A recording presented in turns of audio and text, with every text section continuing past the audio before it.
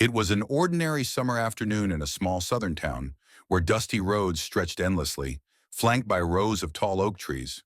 12-year-old Jamal was walking home from school, his backpack slung over his shoulder.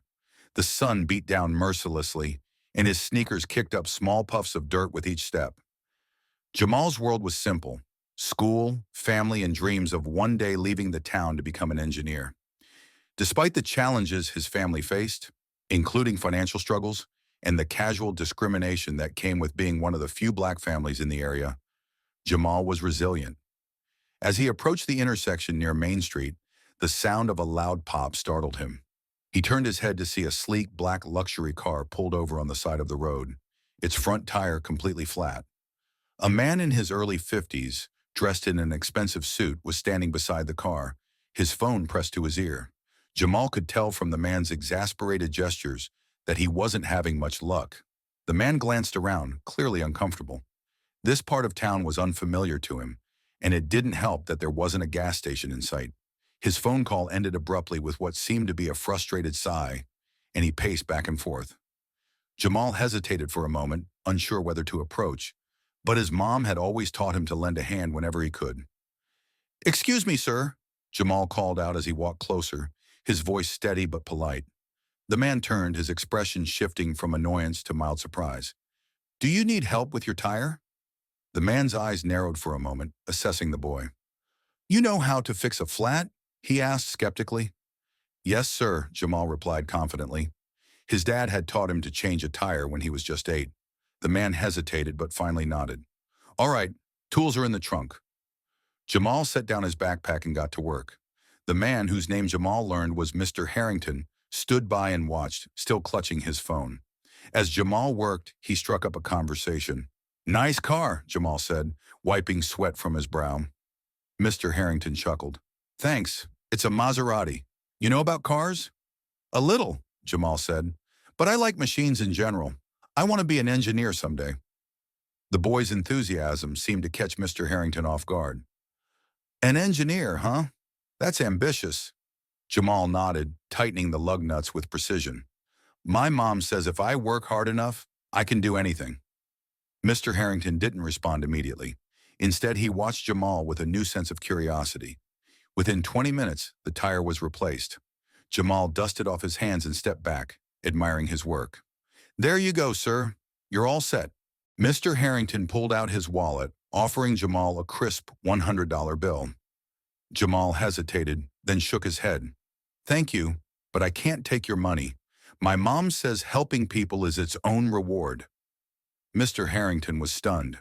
"You're sure? That's a lot of work for nothing." Jamal smiled. "It wasn't for nothing.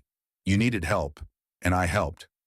Something about the boy's demeanor struck a chord in Mr. Harrington. He pocketed the money, but not before asking, "What's your name, son?" "Jamal Lewis." Mr. Harrington nodded. "All right, Jamal. Thank you. I won't forget this." Jamal didn't think much of the encounter after that. He walked home, shared the story with his mom over dinner, and went to bed like any other night. But for Mr. Harrington, it was a different story. 3 weeks later, Jamal was sitting in his small bedroom, flipping through an old engineering magazine he'd picked up at the library.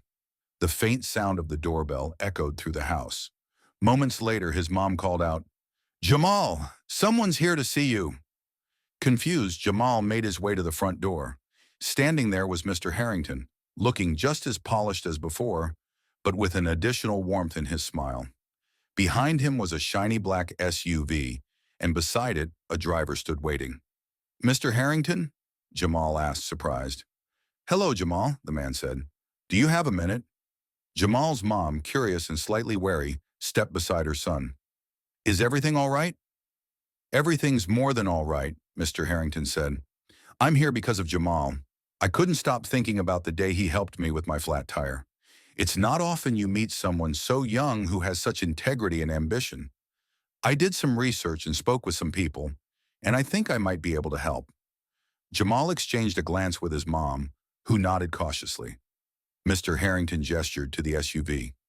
"Why don't you both come with me? There's something I'd like to show you."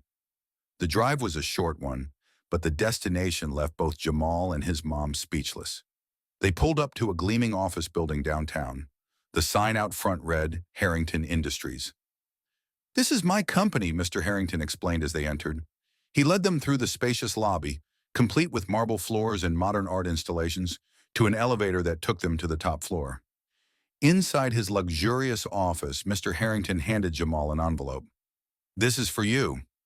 Jamal opened it carefully. Inside was a letter of recommendation, a scholarship application for one of the nation's top engineering schools, and a personal check for $10,000. Jamal's eyes widened. I don't understand." Mr. Harrington smiled. "Consider it an investment in your future.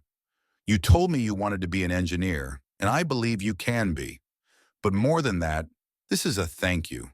You reminded me of the importance of kindness, humility, and helping others without expecting anything in return. That's something money can't buy."